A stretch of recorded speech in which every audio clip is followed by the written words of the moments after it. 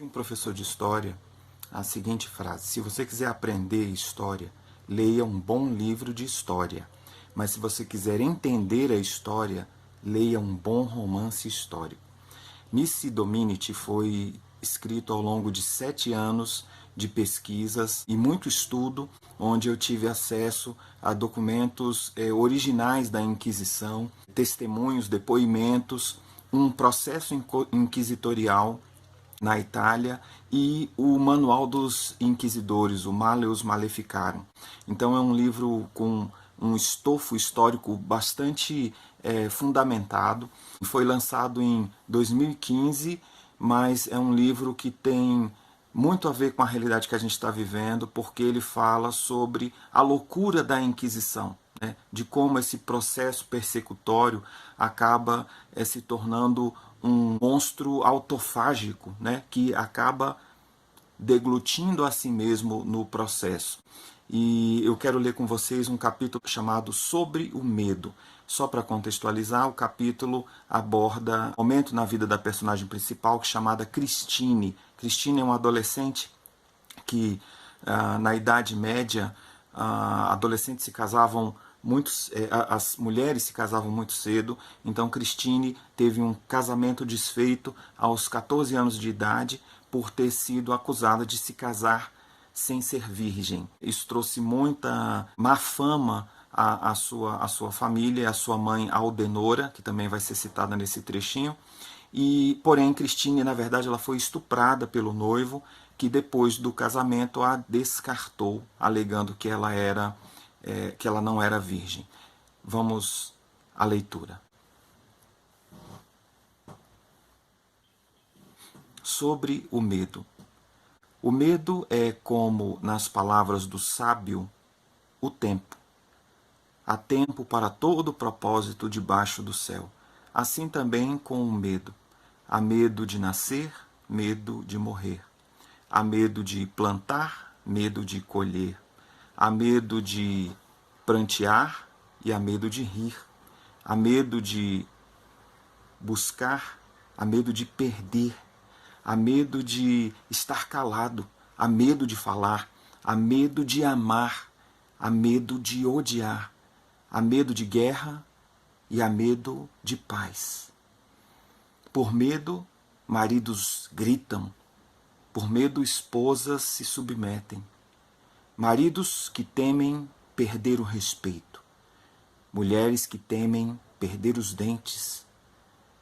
Parece valentia do marido, mas é medo, covardia. Parece amor da esposa, mas é medo. Morre-se de medo e por medo também se mata. Por medo o pecador foge de Deus e por medo também se aproxima. Confessam-no por medo, rejeitam-no por medo. Trata-se apenas de avaliar qual alternativa implicará menos dor ou maior alívio. Embora não seja o melhor, o medo é um poderoso motivador.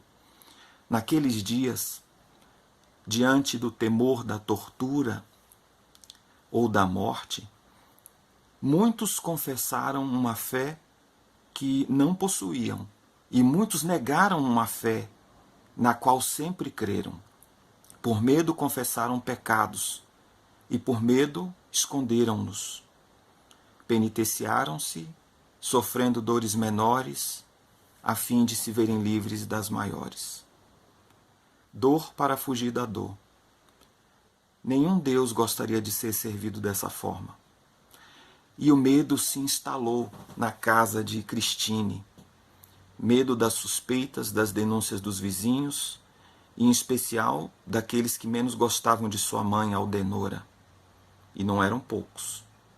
Aldenora considerava que a anulação do casamento da filha seria um motivo de mácula permanente, motivo de chacotas para uns, desapontamento e indignação para outros tantos e vergonha para ela. E diante dos novos inquisidores recém-chegados, qualquer infortúnio poderia ser atribuído à prática de bruxaria. Quaisquer desavenças poderiam desencadear denúncias e denúncias verdadeiras ou nem tanto, poderiam trazer problemas sérios para pessoas pouco queridas como Aldenora. Quanto a Cristine, temia seus sonhos e o fascínio que exerciam sobre ela. Temia o pecado e desejava confessar-se, mas temia a confissão e por isso calava-se. Assim seu medo encaminhou-a para uma fuga muito comum entre os homens: esconder seus sentimentos de culpa sob camadas e mais camadas de religiosidade. Concluíra Cristine que, quanto mais piedosa fosse, ou aparentasse ser, menos atenção chamaria, menos desconfiança causaria e tanto mais mitigaria a fúria divina contra si. Por um tempo pareceu funcionar, por um tempo quase sempre funciona. Cristine rezou mais, falou menos, cobriu-se mais, enfeitou-se menos, também acendeu mais velas, mas iluminou-se menos. Foi mais vezes à capela, mas teve cada vez menos encontros com Deus. Cantou mais, mas se encantou menos. Ajoelhou-se muito mais, humilhando-se cada vez menos. Benzeu-se mais, abençoando-se menos. E o resultado do seu empenho manifestou-se logo.